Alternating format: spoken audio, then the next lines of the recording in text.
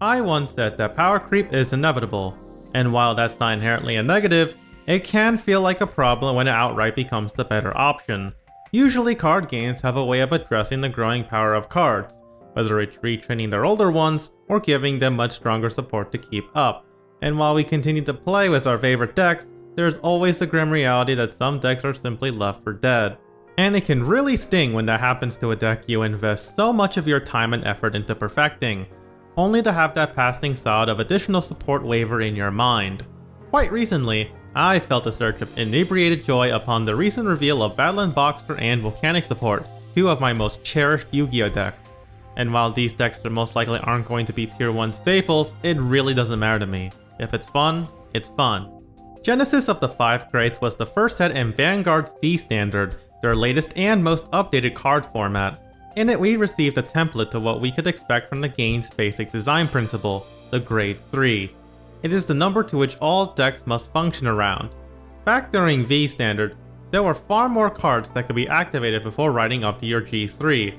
However, with the implementation of the right deck, such cards were designed with this in mind, and amidst the new wave of decks came one in particular.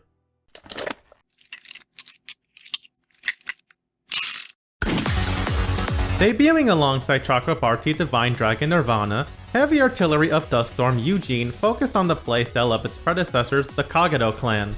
Through its emphasis on mass retiring of units, the deck's win con relies upon sheer destruction of your opponent's resources. In practice, however, it is not as optimal as players hope it to be. The main issue is actually the Vanguard himself. Eugene's skills are as followed.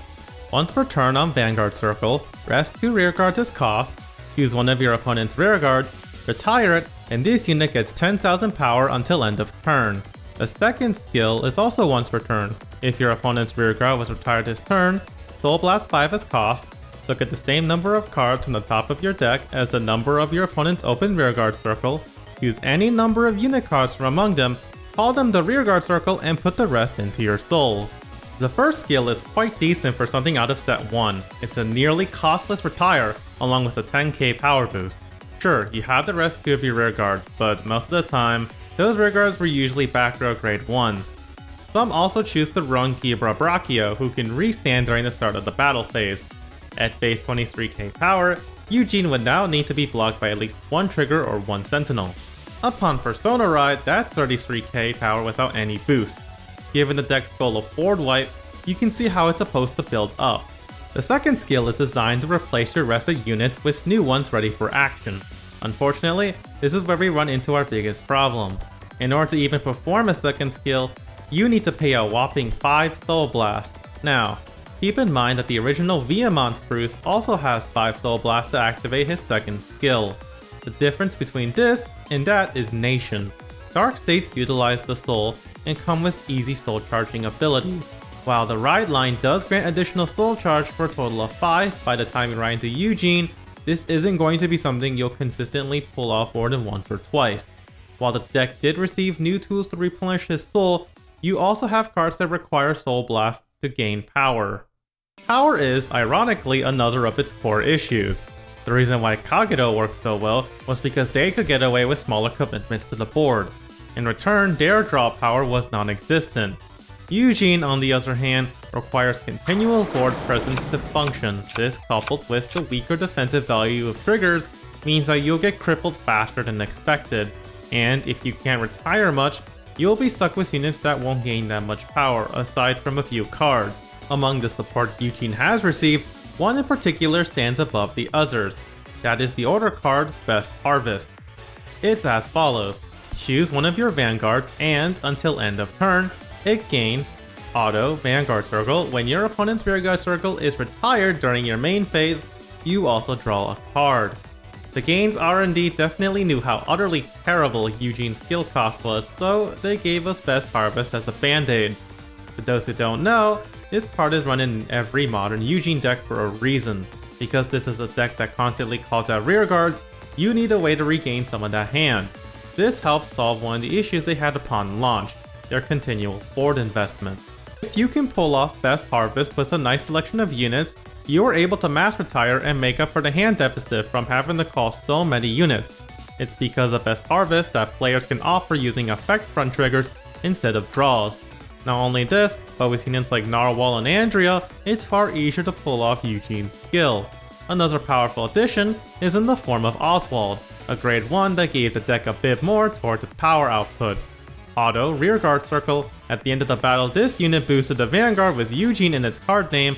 If your opponent's Vanguard is grade 3 or greater, and they have no rearguards, cost, counterblast 1, and discard a card from hand, choose one of your Vanguards, sand it, and increase or decrease its critical and drive to 1 until end of turn. By granting the deck the ability to make up to 4 attacks, Eugene could increase its chances for a trigger. Even with the critical reset, the ability to make another Vanguard attack has always been deadly at the 4 damage mark. And as said before, his power columns will be on average between 23 to 33k unboosted. A single trigger puts this at 33k to 43k. Double triggers increase further with the restand. Meteor Flare Dragon is also another powerful grade 2 that the deck takes full advantage of. Alongside its counterblast retire, it also gains an easy 10k power with an easy requirement to fulfill. Since it doesn't take away from Eugene's Soul Blast, it tends to be an extremely solid unit that could be recycled with Gnawfall. With the release of Set 9, Bushiroad finally gifted us Hunting Gatling of Duststorm Virus. By giving us the ability to search Best Harvest, the deck is finally able to pull off its draws much more consistently. To add to that, it also has the ability to restand should you retire a unit during the main phase. Now, of course, it requires a Soul Blast as cost, so you add that onto the problem with Soul Blast 5. With Hexa Orb having received its evolution, it's only a matter of time before he gets the same treatment. Hopefully they can be rid of that awful Soul Blast requirement and help boost his power further. While I'm hopeful for the eventual support, I can say that I am, however, a little skeptical.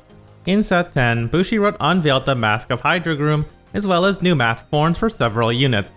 Alongside this would be a unit that would completely outclass poor Eugene.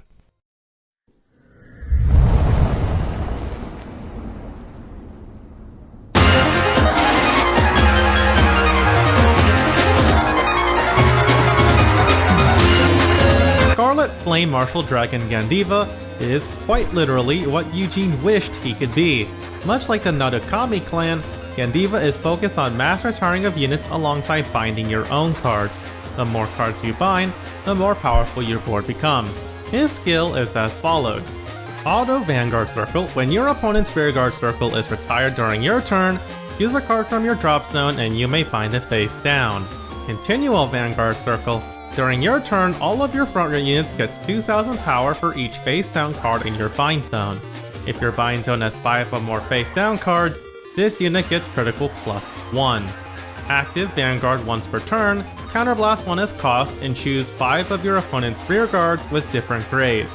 Reveal the top 5 cards of your deck, retire all of the chosen units with the same grades as any of the revealed cards, shuffle your deck, and if you retired 1 or less units, draw a card, choose a card from your drop zone, and bind it face down. This unit solves literally all of Eugene's issues and improves upon it further. Not only does the deck get free inherent power, but the Vanguard can pressure the opponent further with a free critical. So now the deck can be as dangerous even at 3 damage.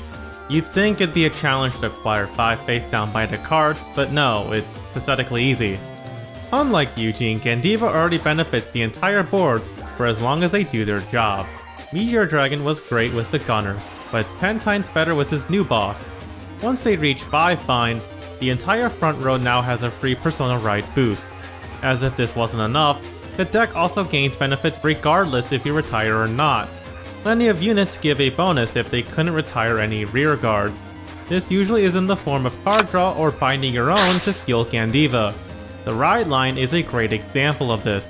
Agarito benefits from the fact that most units aren't called on grade 1 to grade 2. Getting a free ride without this card is already great. Furthermore, if your opponent does decide to go for a grade 2 rush, then you can call from Soul for free upon being rode upon. Dippernell, giving the boss a free 1-turn counterblast, is already extra icing on the icing-filled cake. Even with several key units focused on counterblast, Bushiroad somehow had the foresight to give them a countercharger.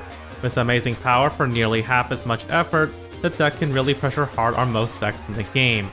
And yet despite all that power, Bushiroad decided to give this ride line something that any other deck would want, a 4th attack.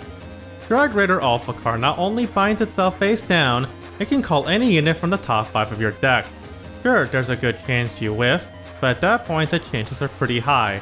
An additional 2k power also makes all the difference when applying magic numbers. To rub salt on the wound even further, they can even use Fast Harvest just as efficiently. Having been released recently, the deck has already proven itself to be a meta contender at WGP 2023 Yokohama. With the deck still in its infancy, there's really no doubt in my mind that it'll continue to perform well. Despite all this, I still find myself enjoying Eugene for what it is. The theme of Desert Troopers with guns is just something that appeals to me. I imagine that several players also think this way. There's something enjoyable about Master Tire in a format that usually isn't so focused on it. Hopefully future support really does rectify its problems. Hopefully you all have enjoyed this week's video. Let me know if you want to see more of this kind of content. What's your favorite overdressed deck? Are you excited for Gandiva to come out in English? Write it down in the comments below. Be sure to like the video and subscribe if you haven't already. And don't forget to ping the notification bell. There'll be much more content to come. Thank you and have yourselves a fantastic week.